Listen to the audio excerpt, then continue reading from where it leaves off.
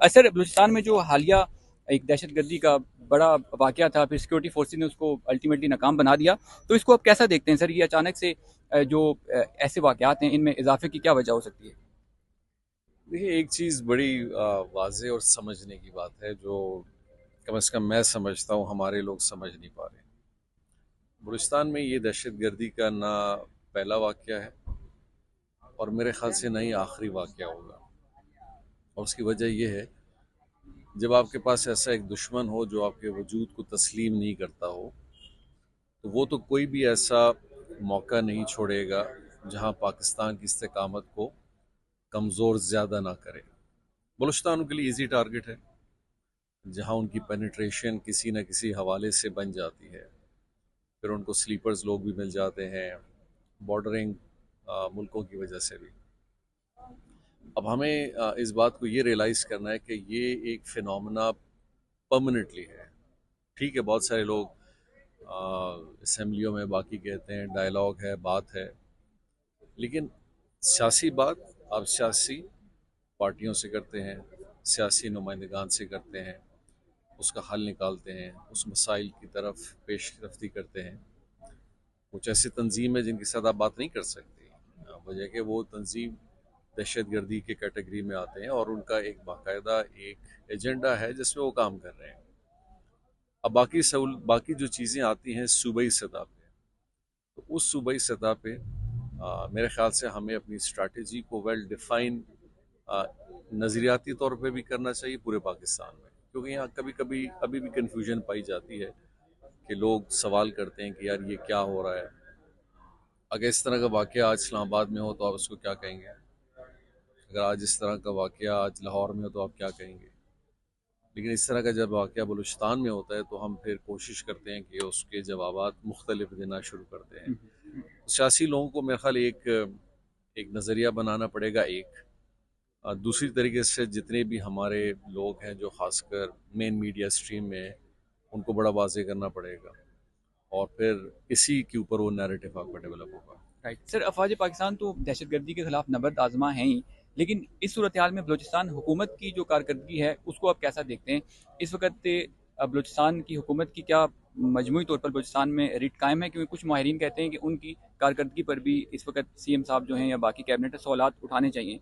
तो आप बहैसियत साबिक वज़ीर आला बलूचिस्तान क्या मुतमईन हैं कि एफर्ट्स जो सारी हैं वो चाहे अफवाज पाकिस्तान की हों या बलूचिस्तान की गवर्नमेंट की हों, वो इस वक्त ठीक चल रही हैं?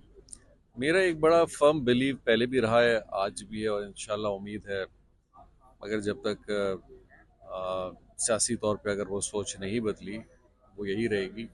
ओनरशिप सियासत में बहुत ज़रूरी है। जब आपकी ओनरशिप होती है, आपका हल्का होता है और आपको बार बार ये पता होता है कि उस हल्के में आपने जाना है और आपने काम करना है, आपकी वाबस्तगी उस हल्के से है, तो आप कभी कोई ऐसा कदम नहीं उठाते जो नुकसानदेह हो सियासी तौर पे या इलाकई तौर पे। बलूचिस्तान में एक कमज़ोरी हमारी, मैं ये नहीं कहूँगा कि जानबूझ के रही है, लेकिन समहाउ कभी कभी अवामी नुमाइंदगी जो है, उसमें हमें कमज़ोरी नज़र आई है देखने में और ज़िम्मेदारियों में। एक वज़ीर आला देखें, अकेला उसके लिए बड़ा मुश्किल होता है। वज़ीर आला उस वक्त कामयाब होता है कि वज़ीर आला की पूरी काबीना उसके साथ उसी तरह काम करे, पार्लिमान उस तरह काम करे, उसकी रियासती मशीनरी जो गवर्नेंस है वो भी उसी तरह काम करे। अब कुछ वजूहत हालात की वजह से हैं यकीनी तौर पे, कुछ हालात में जो बेहतरी है गवर्नेंस की, उसमें जिस तरह अगर वज़ीर आला कोशिश कर रहे हैं तो बाकी वज़राओं को भी करना चाहिए। और उसके लिए एक स्ट्रैटेजी बनाने की बड़ी ज़रूरत पड़ती है।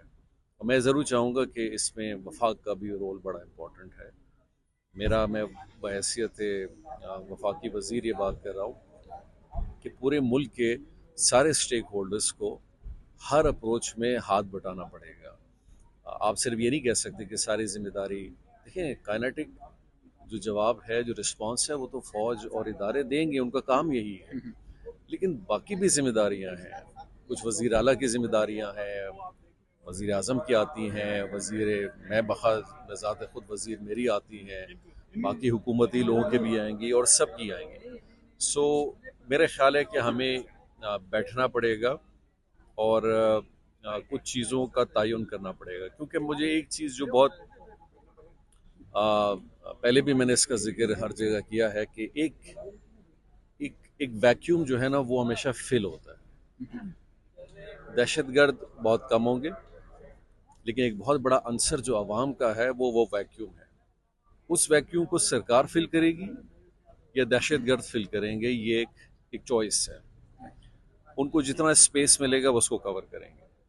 वो उसको खौफ के ज़रिए भी करेंगे, वो उसको अपने स्ट्रैटेजी के ज़रिए भी करेंगे। अब हुकूमत की भी ये जिम्मेदारी पड़ती है कि वो उस गैप को किस तरह फिल करती है, अपनी परफॉर्मेंस से करती है, लोगों को सहूलत दे के करती है, लोगों के मसाइल हल करने से करती है, उनको एड्रेस करने से करती है, उनको कंट्रोल करने से करती है, उनको स्टेक होल्डर बना के करती है, उनकी बातें सुन के करती है। इन सारी चीज़ों का बड़ा फ़र्क पड़ता है। सो ये अप्रोच जब आप रखेंगे तो इट्स अ गेम ऑफ कि कौन क्वालिटी अपनी बेहतर करके हुकूमत आगे की तरफ जाएगी। एंड बाकी एक जियो पॉलिटिक्स गेम भी चल रही है। पाकिस्तान एक ऐसा मुल्क है जो बहुत सारे मुल्कों को अच्छा नहीं लगता। आप बलूचिस्तान को डिस्टर्ब जब करते हैं तो उसका मतलब है आप पाकिस्तान को डिस्टर्ब करना चाहते हैं। टारगेट बलूचिस्तान नहीं है, ये बहुत सारे लोग बात समझते नहीं है।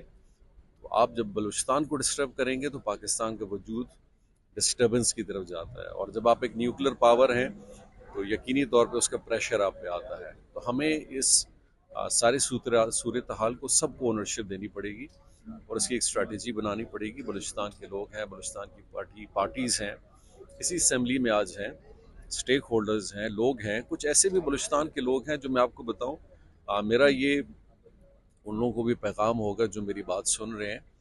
बलूचिस्तान के बहुत सारे ऐसे लोग हैं जो ना पॉलिटिक्स में हैं, न ही मेन मीडिया पे आते हैं, लेकिन लोग उनको बड़ी इज्जत की निगाह से और उनके एहतराम में उन हलकों में, उन इलाकों में उनको वेटेज भी देते हैं। तो हमें एक, जैसे आपने सुना होगा हेड हंटिंग की बात होती है, तो हमें कुछ ऐसी हेड हंटिंग सर्च करनी पड़ेगी ऐसे लोगों की जो आज भी माशरे में एक ऐसा नाम रखते हैं, जो मामलात को बेहतर करने में अपना एक रोल प्ले कर सकते हैं, सेंसिटाइज कर सकते हैं, मोबिलाइज कर सकते हैं, चीज़ों की सही निशानदेही कर सकते हैं।